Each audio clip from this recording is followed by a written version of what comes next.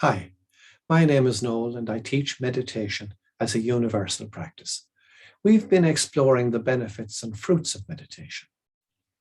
And in this video, we will continue to explore how different people have described the mantra through metaphor. So let's get started.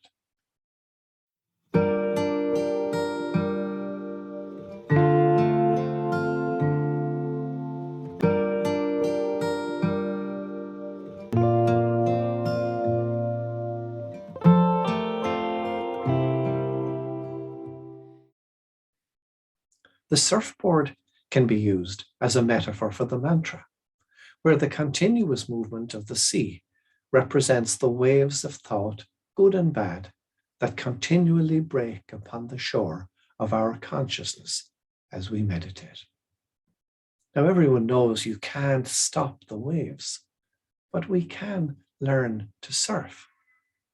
When we take up meditation, we quickly learn that we cannot suppress or get rid of our thoughts. They will constantly return, just like the waves. But what we can do is learn to accept that this is so, and then choose to ride them skillfully. In this sense, we can see our mantra as a surfboard. At times, our thoughts will calm down and cease for a moment. And when our mind is still like that, it's as if we are as one with the surfboard. At other times, the waves of thought are so strong, we may be knocked off our board as our attention is distracted from repeating our word. But we learn to persevere and get our attention back on track by climbing back onto the mantra, as it were, as soon as we realize we have fallen off. So just as a surfer will inevitably be tossed off their surfboard and must climb back on repeatedly, so it is with us in meditation. As Samuel Beckett once said, try and fail, no matter. Try again, fail again, fail better.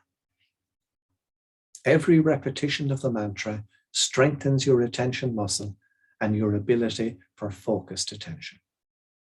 It improves your capacity to keep your attention in the present moment. But it's important not to take the analogy too far, because while the surfer must struggle and work hard to get back on her board, in meditation, the return to the mantra should be as effortless as possible. Meditation is not about striving. The intention in meditation is to transcend the ego, and it is the ego in us which strives. We don't meditate to get a desired result, but to continually let go of the ego and allow ourselves to be open to discovering whatever happens in the silence. So we simply let go of thought and leave ourselves open to whatever may happen, without desiring anything in particular to happen. In other words, we aim to simply be, but without striving for it. We simply refocus our attention back on the mantra. We might say then that meditation is a process of effortless intention. We spoke about this before and how effortless intention can be enormously productive. Of course, it seems like a paradox, yet we all have personal experience of it. Have you ever tried to remember something which was on the tip of your tongue, as it were, but the word remained elusive? You feel it's right there on the tip of your tongue. You can taste it almost, but the word won't come to you, no matter how hard you try. In fact, we discover that the harder we try, the further away it goes. So what is the secret to bringing it back, to remembering something that won't come to mind? The trick, of course, is to let it go, to stop trying to remember it. Now, we let go of all effort, but we don't let go of the intention. So we stop striving, we stop racking our brain, but gently, deep in our consciousness, we hold on to the intention and we trust that it will happen in time without any further effort on our part. And hey presto, all of a sudden, the word eventually pops into your mind when you least expect it. In the same way in meditation, we hold on to our intention to move from doing mode into being, but we let go of all effort to bring it about. We simply repeat our mantra lovingly and continually. And that word lovingly is very important. We repeat the word lovingly, not desperately, not with a sense of desperate urgency. And we soon discover that such effortless intention does give rise to rich, deep inner fruit. As that gentle letting go allows you to rise above I and me and mine, you discover your true self beneath all of the noise of the ego. You discover who you truly are at the deepest level of your being. James Finley writes that meditation begins to grow within us a holy discontent for spending so many of our waking hours trapped on the outer circumference of the inner richness of our lives. Isn't that a lovely expression?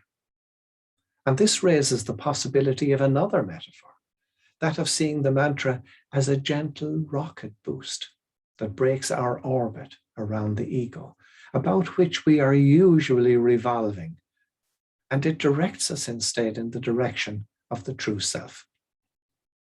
Our conditioned self, the ego, does not want us to move out of its sphere of influence.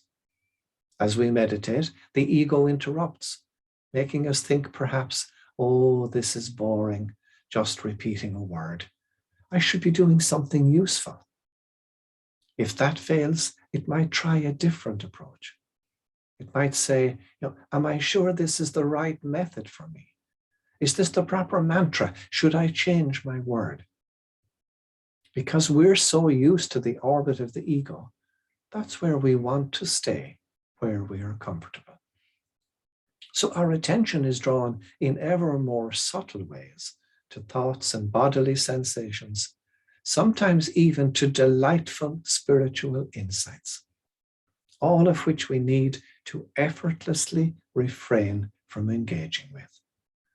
Every time we fall back into the orbit of the ego, the gentle repetition of our word is all it takes to move us back in the right direction again. Each of these metaphors is helpful in its own way, but we must remember that meditation is not what we think.